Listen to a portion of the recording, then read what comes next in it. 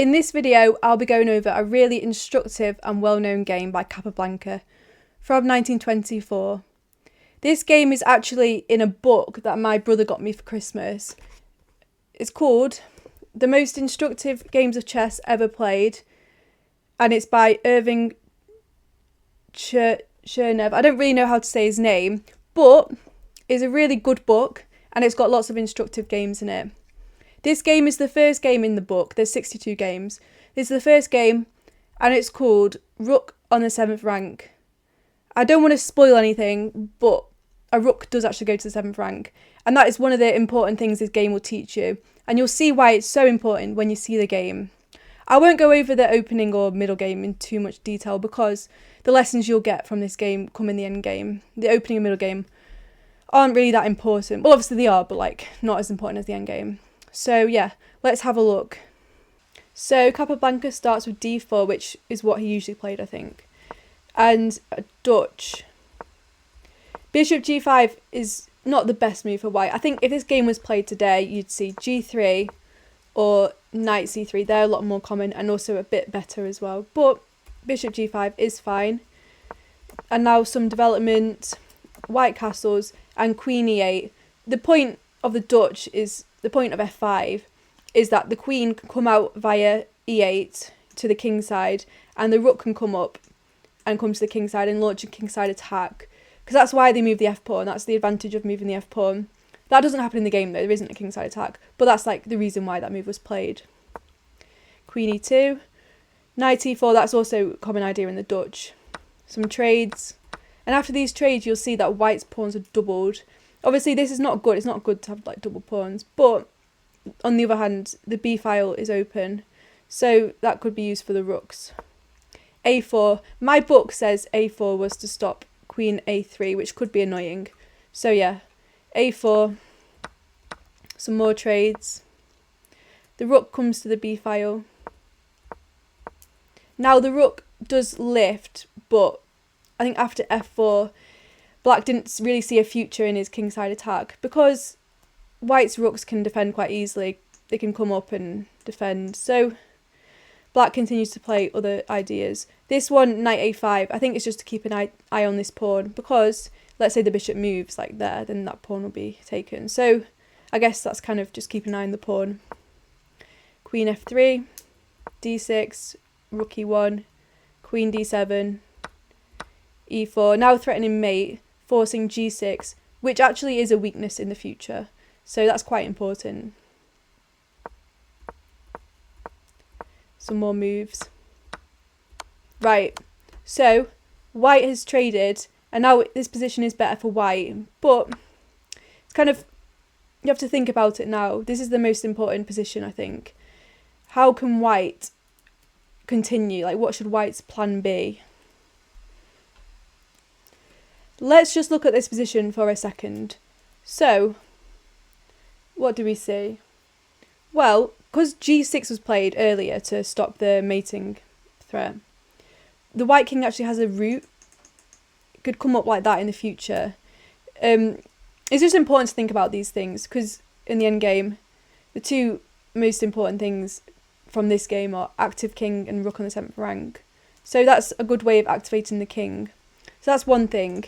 And also, secondly, as we know, the game is called Rook on the 7th. So Capablanca manages to get his rook to the 7th rank.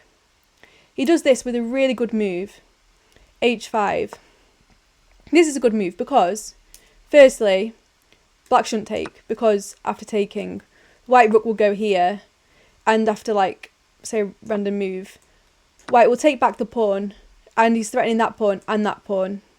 And let's say the king came over to protect that pawn, this one would still drop. So black obviously doesn't take. So if they don't take, after white takes, that bishop will be attacking it as well. So in the game, the rook went there because black saw that after takes and takes, the bishop is attacking that. So the rook had to move. But now, white, Capablanca, moves his rook to h1. This is the open file and it's a way to get to the 7th rank. Like that. Bad arrow. So the king comes to f8 to kind of, I don't know, maybe catch the rook.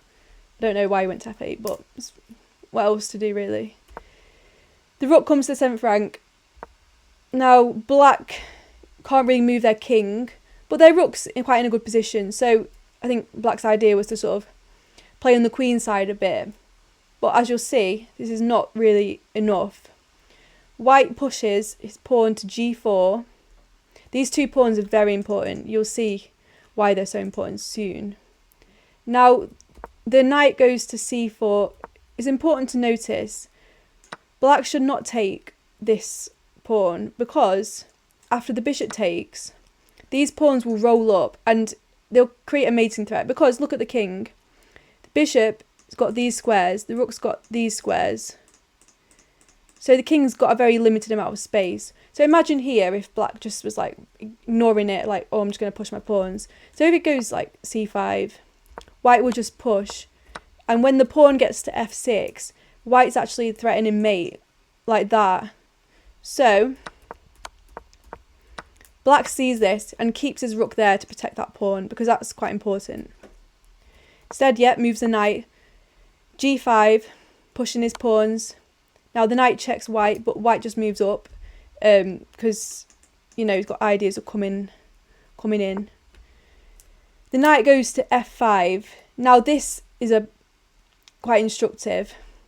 You would think that you wouldn't want to get rid of the bishop for a knight, but here it's really good because after white takes, pawn takes, the king can come in like that, and that's, you know, really active king, and that'll help the pawns promote and also tie black down.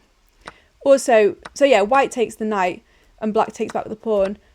Black should not take with check because the king will just go there, and then after pawn takes, you'll just grab the pawn and his king's in a really good position. So that's why black didn't take the pawn after the trade. So bishop takes, pawn takes. Now the king makes his way over towards where it should be. Now the rook takes, king goes up. So white has just dropped 2 pawns on purpose just to activate his king. And let's just look at their rook on the 7th rank. Like, that black king can't do anything. That's why it's so important to have a rook on the 7th rank and an active king. So the king comes in. Notice as well how the king doesn't take that pawn because now after like that, the king comes up. The rook will just check the king and it's actually a draw now. Well, obviously it's not a draw. It's like still a game, but its position is equal. So white very cleverly does not take the pawn. He uses that pawn as like a shield from checks, and it's really useful. So the king goes to g8 because mate is threatened, and after king e8, well, that pawn will just promote eventually. So king g8, and before white takes that pawn, white gives a check first because after the king moves and white takes the pawn, now g7 will be played with check. So rook g7 check was a useful move. Rook e8 because otherwise black will just get mated because the king can't move in those squares, so rook's there, we checkmate. So rook e8 to stop that. Now white here just picks up all the pawns because that king is just out of the game, it's inactive because of the rook on the 7th rank. So, and now white's king's really active and the rook's tied down to protecting the mate threats. So white's king just goes and takes the pawns. And this is just like game over, but now that pawn there is going to promote as well. So I'm not sure why black played on really. I think here they resigned. But what do we learn from this game? We learn how powerful a rook on the 7th rank is and how important an active king is. And if you look at the position earlier, the one before, let me just find it, before h5, this one, if you look at it now after seeing all that, you will start to see these ideas of how important it is to open the, you know, the h file and the king's path as well to activate the king. These principles of endgames are just so important, and this game is just so instructive, and it really just shows those principles at their best. And like the fact that white even gave up 2 pawns just to get an active king it says a lot. So I hope you enjoyed the video. Most importantly, I hope you learned something from the game, probably Rook on the 7th rank, an active king. That was the first game out of this book that my brother got me, this one. Maybe I'll do videos on the other ones as well, we'll see. Probably I will actually. Depends on how instructive they are. Like, because the thing about this game is, it's so easy to understand, like anyone at any level of chess can understand the lessons from it. So, and, you know, because most people can understand when their opponent blunders and stuff. But in this game, black didn't blunder, didn't do any massive mistakes, just white played so instructively and really clearly as well. So yeah, thank you for watching, and that was the game 1 out of this book. Hopefully I'll make some more videos on the rest of the games.